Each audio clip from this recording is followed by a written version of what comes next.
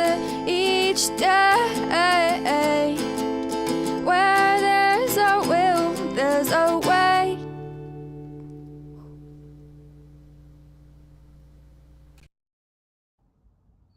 Good morning. Happy Sober Saturday.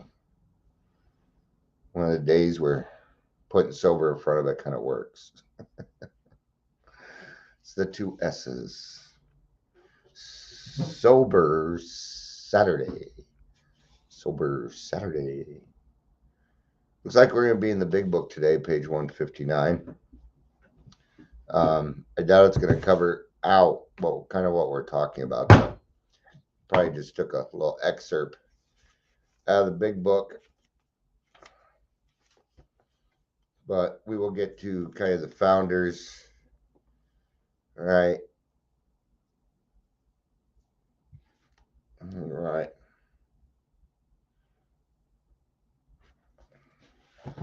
Kind of let people kind of join us here before we get started. Yeah, I had to go do some service work today.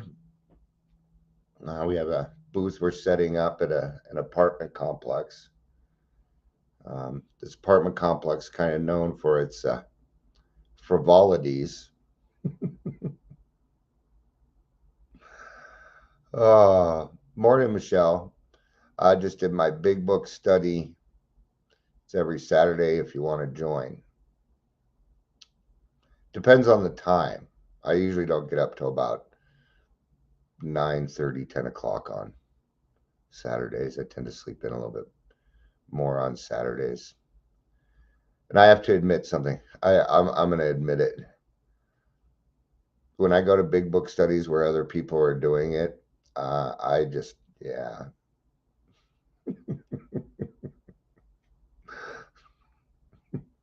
I like being in control. I'll do the big book study. There we go. I'll go with that. I'm partially kidding, but there is a part of me that it's part of being an alcoholic. Yeah. So I'm not gonna beat up on myself, but yeah, it's hard for me when other people, because half the time they're full of shit. Sorry. Oh, but then I have to watch it too, right? It's not like I should be doing everything and I have all the answers and shit like that too. I'm going to tell you, I get more out of the newer people than the people that have been around the program for a little bit, because you get these new ideas and these fresh takes and stuff. So I actually get more from the newer people coming into the program, discovering things, a different perspective, things like that. Most perspectives from the old timers I've heard already. So not always, but that's my experience anyway. So, but thank you very much for the invite. Feel free to, next week, feel free to put it in the grassroots meeting. You know, if any of you grassroots people are hitting other meetings, grassroots not the only meeting, man. It's not the only one. There's plenty of meetings out there. You know, I find it to be a good meeting, but maybe it might not be a fit for somebody else. You never know, and that's okay too. Yeah, you gotta find your people. It's kind of what this is all based on. Finding your fellowship. I tried for years to find a home group. I did, and I thought I did for a few times. One point, the 3 p.m. How It Works meeting, that was my home group. We met every single day, but I got wore out on doing all the service work. That it was a big meeting, 60 to 70 people a day, and I was well. At first, I was just chairing on Mondays. Mondays we get like 80 people. I worked hard on Mondays being pretty big, and when I passed it over to the next person, it was kind of cool. But I quit doing service. I'm like, I got to step back from service work in this meeting. You guys are overwhelming me. Some days I just want to be part of the group too. And the decision was made to take it from 7 days to 3 days. And there was no way I was doing that much service work. There is no way. But a lot of other people kind of followed suit with me. See, the way I was taught when it comes to chairing the meetings, there shouldn't be one person each week. Right? If you meet weekly, there should be a different person chairing all the time. If grassroots was only chaired by me, a lot of people wouldn't come back. They might enjoy it for a little bit, they might appreciate the consistency, but then they just end up getting the same stuff over and over again. And we need a little variation. We need a little pepper in our diet, you know. So that was the first thing that I made sure that we did was have people taking over the chairperson, not taking over, but having different people chair each month or each day throughout the month. All right, let's get started. Let's do this. Welcome to Daily Trudge. My name is Dion. If you're here, please say hello, whether you're watching the live or the rewatch. Good stuff. We're going to start on page 158. All right, at the end of a story. This was what just happened was Bill and Bob 12-stepped another person. They were a lawyer, and they became Alcoholics Anonymous number 3. I do not remember his name off the top of my head. So we're going to start at the bottom of page 158. So you see, there were 3 alcoholics in that town who now felt they had to give others what they had been found or be sunk. After several failures to find others, a 4th turned up. He came through an acquaintance who had heard the good news. He proved to be a devil-may-care young fellow whose parents could not make out whether he wanted to stop drinking or not. They were deeply religious and much shocked by their son's refusal to have anything to do with the church. He suffered horribly from his sprees, but it seemed as if nothing could be done for him. He consented, however, to go to the hospital, where he occupied the very room recently vacated by the lawyer. All right. So here's the thing. We try not to give up, man. This week I did a 12th step with somebody. It didn't work. I wish it would have, but it didn't work.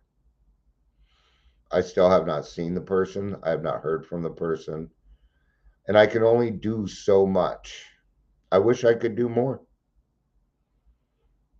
But I also know my own limitations. I know them. And it sucks. It kind of sucks sometimes watching other people take on the consequences that they don't need to anymore. Yeah. You know, the unfortunate part is sometimes I start helping somebody and they tend to think I'm able to save them, but I can't save anybody. I couldn't even save myself. I do have the answers, but I can't do the work for you. Which is probably a good thing, because I have codependency issues and I probably would try and do the work for you. Yeah. So I got to be careful on that. Okay. But a lot of things happened. A lot of things happened in order for AA to happen. I mean, a lot of things. 90% of it we don't even know because it wasn't written, maybe put in, if it wasn't written down, then we don't have much history on it. We might have some word of mouth, but we know how stories can change when it comes word of mouth, right? Those stories can change. Some of the ones that I know, if one of the AA members did not visit Dr. Young, and Young talked about the vital spiritual experience that most alcoholics need to have, we might not have AA. If Ebby would not have been caught, if the Oxford group did not walk in on Ebby's court case and say, we want to help this guy rather than put him in jail, we would not be here. It was all done on purpose. It was divinely inspired. That's the thing about Alcoholics Anonymous. The book was not written by Bill W. It was physically written by Bill W., but it was written by God. It was divinely inspired by the first 100 members. They went through a lot of trials and tribulations. They went through a lot of bullshit that I guarantee a lot of people in AA now would not even try and work at. This world has become lazy, including people in AA. People in AA, especially in the Zoom meetings, they're just fucking lazy. Okay? Raise your hand, volunteer to fucking read. Turn on your camera, for God's sakes. There's legitimate reasons for your camera to be off. There are. Maybe you're taking a shower. It happens. Sometimes I'm changing. Sometimes I go to the bathroom. Okay? But for the most part, my camera's on. There's a lot of meetings I go to. There'll be 20 people. 3 of us will have the camera on. We don't work that way in grassroots. Turn your camera on. Be a part of the group, man. Do you go to an in-person meeting with a bag over your head?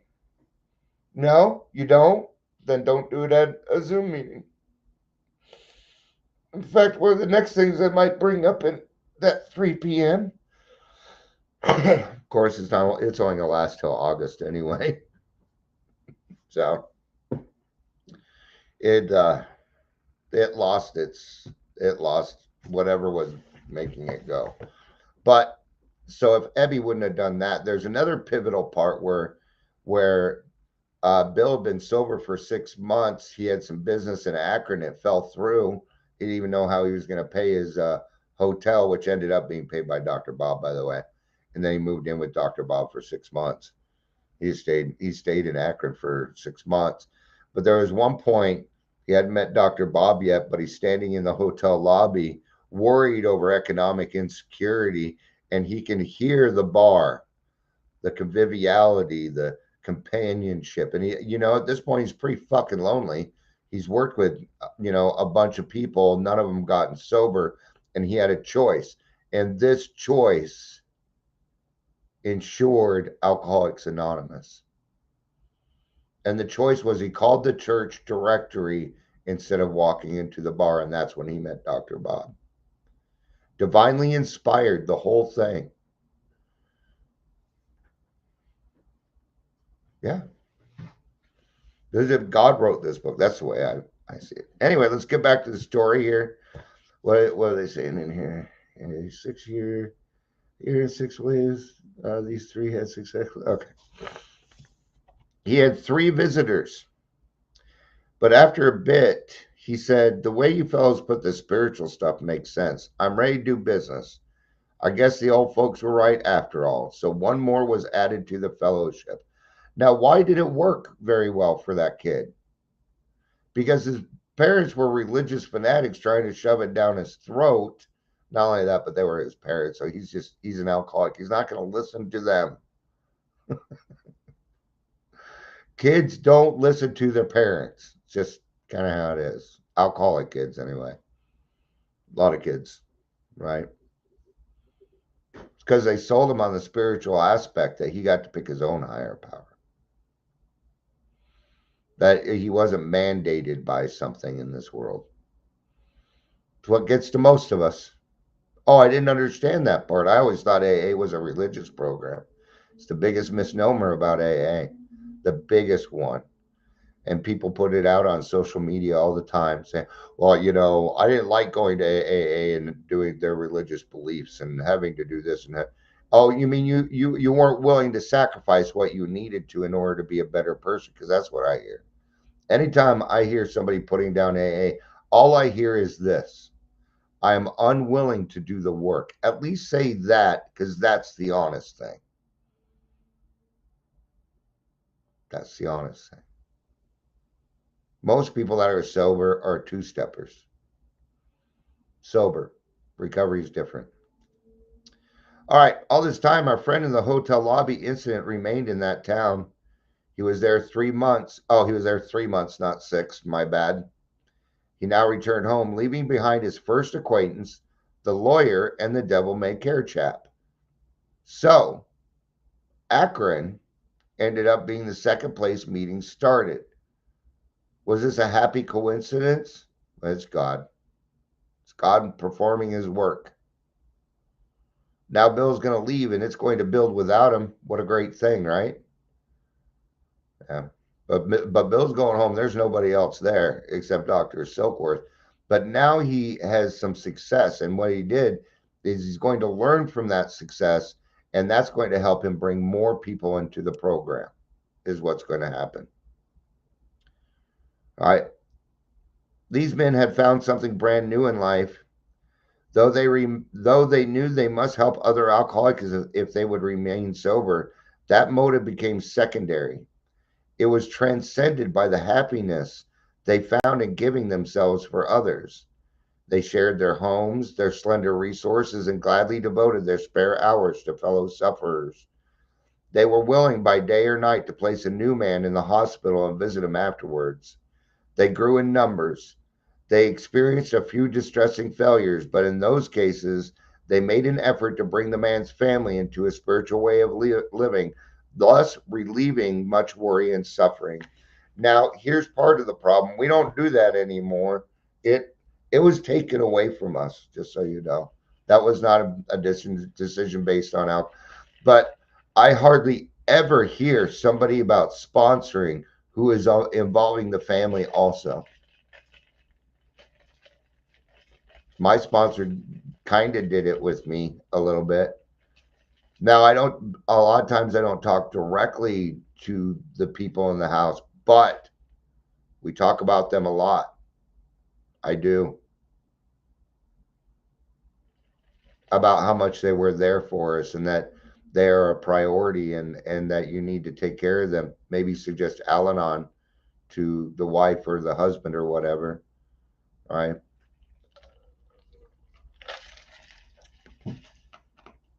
It used to be more of a more community, which is something that I'm trying to do.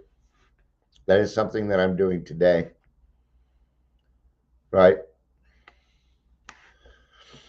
Now I'm going somewhere. I'm setting up a table. It's at a apartment building that's known for selling drugs, high crime rates. Really? Silly kitten. All right. See, I had one, I did 12 step this week, didn't quite go the way it needed to. But, does that mean we give up? Does that mean we stop trying? Who knows who needs help over there? Only God does. And so when somebody reached out to me through a friend and said, "Hey, we'd love to have you over here," they're like, "Dion, you're going to want Dion there. Stop it." Then I got to kind of show. So there'll be a couple people showing up. I've only known them by talking to them on the phone, but at least I will not be there alone. You should have at least two people, and out of 2 million people in Alcoholics Anonymous, it was a little disconcerting that I couldn't find anybody, no one to help. I find that disconcerting. And a lot of people were asked. But no, everybody's got better things to do in their life, huh? It's Saturday in summer and you got to take the kids swimming. You got to go do this. You got to go do that, while you're letting, these other people that are sacrificing their time. I'm going to tell you, you're not going to get the same consequences. You're not going to get the same benefits as me if you don't do this stuff. I'm just letting you know. Yes, it is suggested, but it's suggested in the way that you pull a cord when you parachute, pull your parachute cord when you jump out of a plane. Same kind of suggestion. I know. I'm not trying to be a dick. I'm just trying to let you know. I'm not trying to be a dick. That comes naturally. I'm not being a dick. Gotta do service work, man. We gotta spread the word. Did you know that the bird is the word. Don't get me started. I'm over here. Don't get me started on that one. I'm the one that got me started on it. Clara, good morning. Good to see you. Uh, there's a lot of different ways that we can spread the message, right? There's a lot of different ways. Clara says some of us are positioned to be able to do so. I agree with that to an extent. Am I in a position that I get to do so? Maybe I made the choice to do that.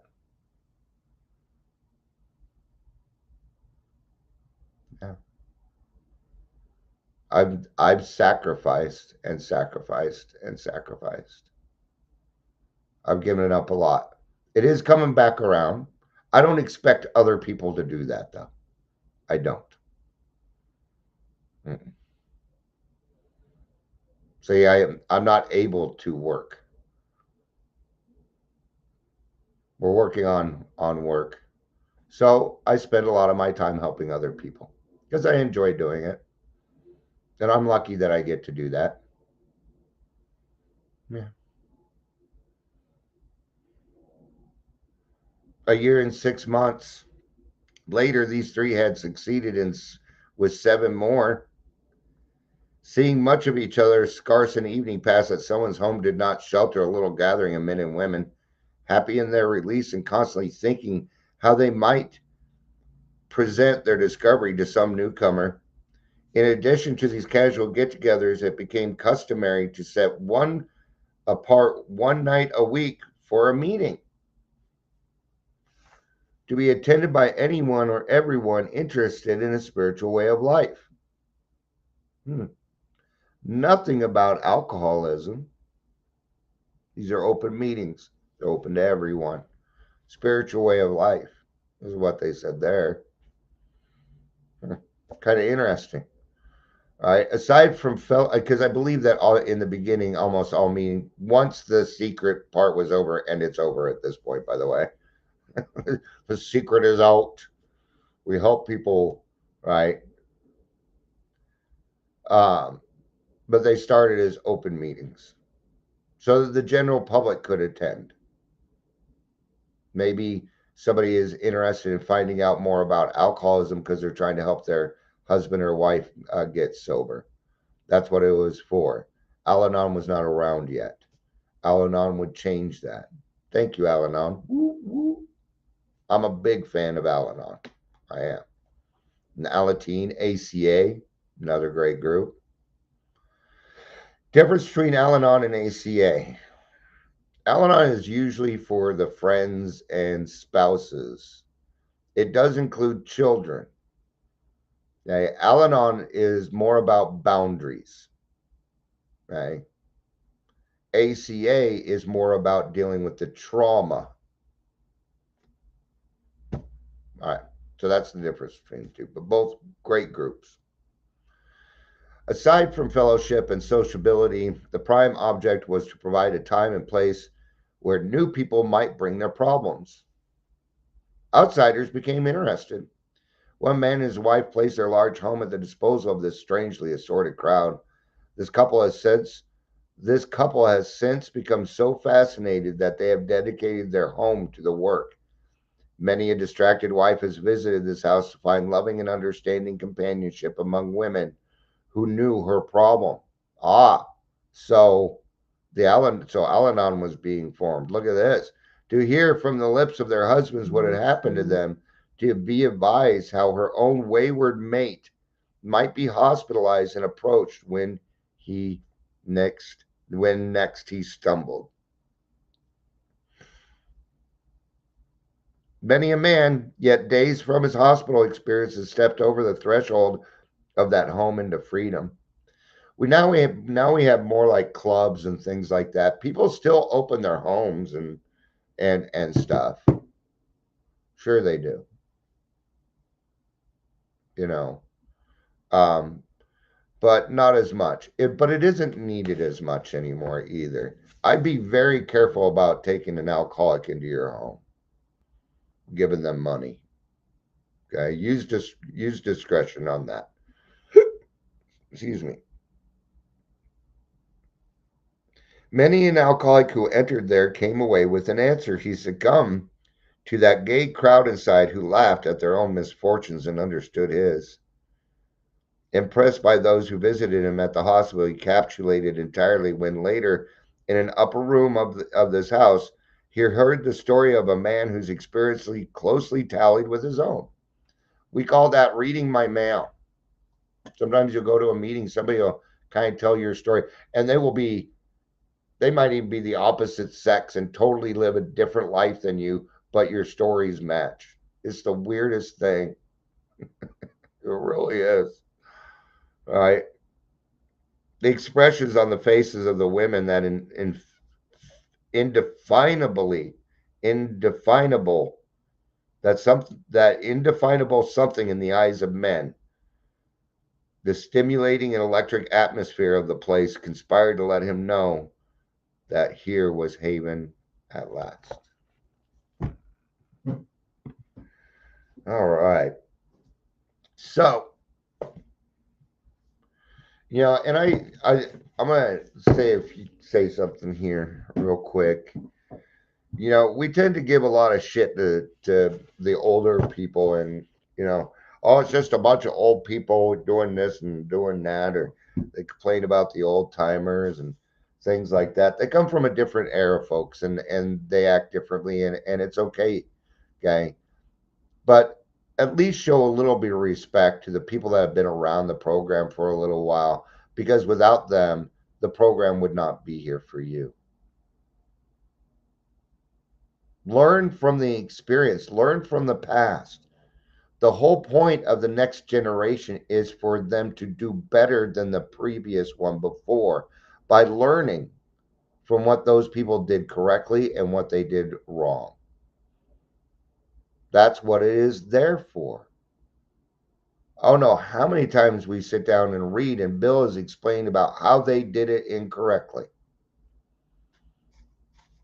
Most of the 12th step, or most of the 12 traditions, are just a long 10th step about how they did it as a group and how they did everything wrong. They're like, and this is how we found out it was wrong. And they give us not examples, but experiences, facts of what had happened before. All right.